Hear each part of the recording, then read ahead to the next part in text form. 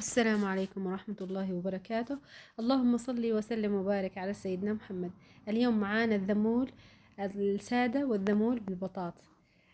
طبعا الاثنين نفس العجينة.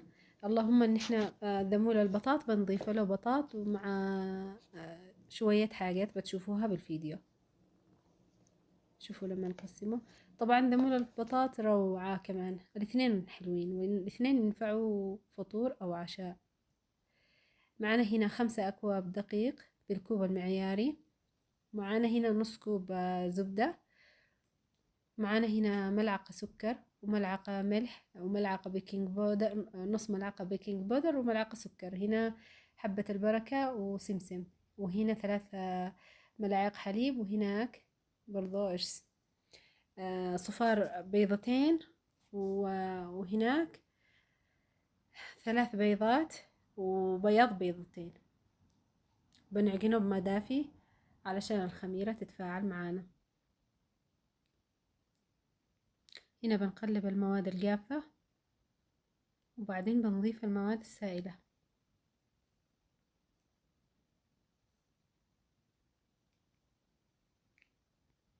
هنا معانا نص الكوب الزبدة وبنزيد ربع، يعني شوية مش كثير. وهنا معانا بيضتين وبياض بيضتين.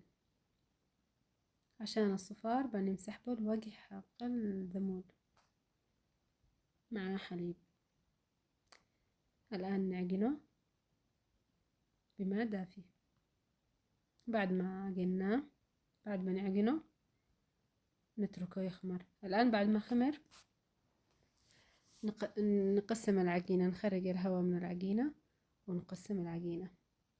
أول حاجة بنفردها، هذه الذمول السادة، بنفردها ونعملها بقطاعة أو ممكن تعمليها كرات وانت تفرديها بيدك حسب ما تشتي يعني.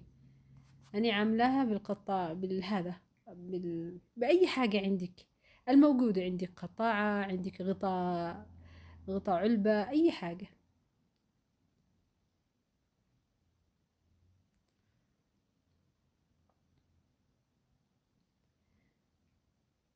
هنا خلاص عملنا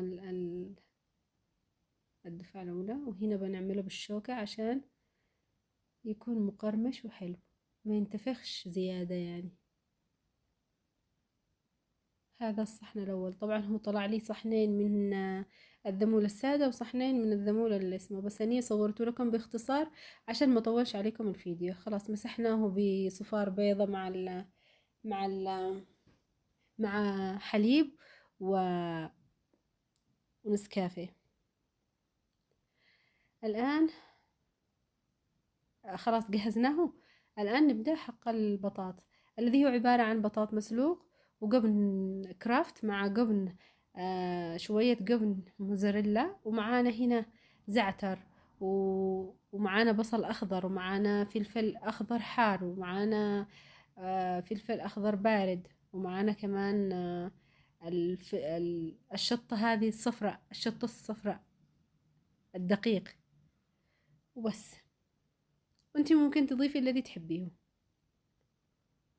اي اضافات راجعة لك انتي. الان بنحشي الذمول. في طبعا يسمى فطير وفي ناس يسموه ذمول، نحن نسميه ذمول.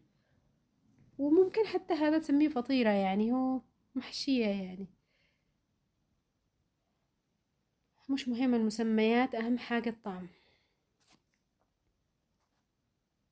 طبعا ذمول البطاط ينفع تأكلوه مع بسباسة بالجبن، روعة. أو ممكن سادة مع شاي عادي يعني كله. والذمول السادة برضو مع شاي حليب مع كل شي راجع لك انتي ومحبتك.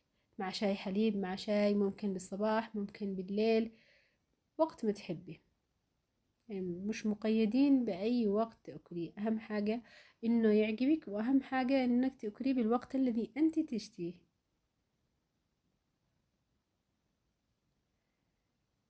نحشيها كل الكرات.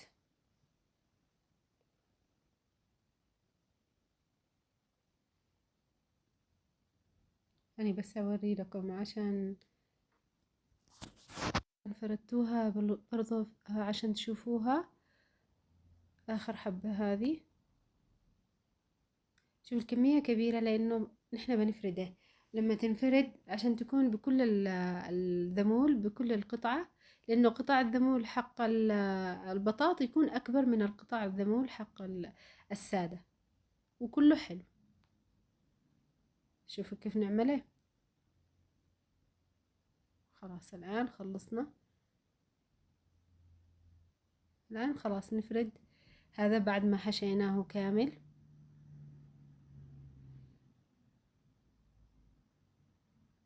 هذا هو الحجم حقه، أكبر من الذمول العادي.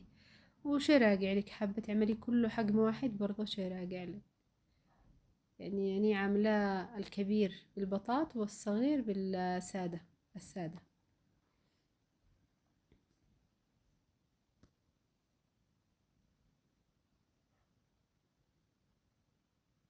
بنفردها لحد ما نخلص صحن.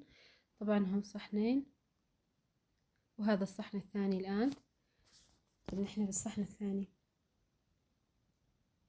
طبعا الفيديو هو أساسا طويل جدا، بس أنا حاولت إنني أقصر لكم هو قدر المستطاع علشان من ناحية تستفيدوا ومن ناحية ما تملوش.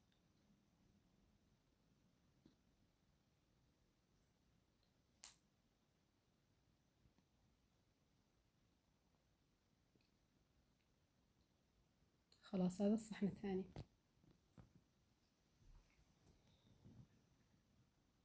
بس هو أصلا صحنين المفروض، بس لأنه القطع كبيرة فزادت بس 3 حبات بس بالصحن صغير،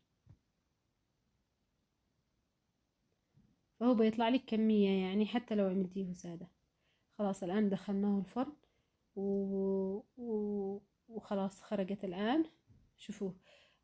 إن شاء الله تعجبكم الطريقة وتجربوها وإن شاء الله بألف عافية على الذي بأكله وعلى الذي بيجربه. ولا تنسون اللايك والشير والسبسكرايب ترى تجنن.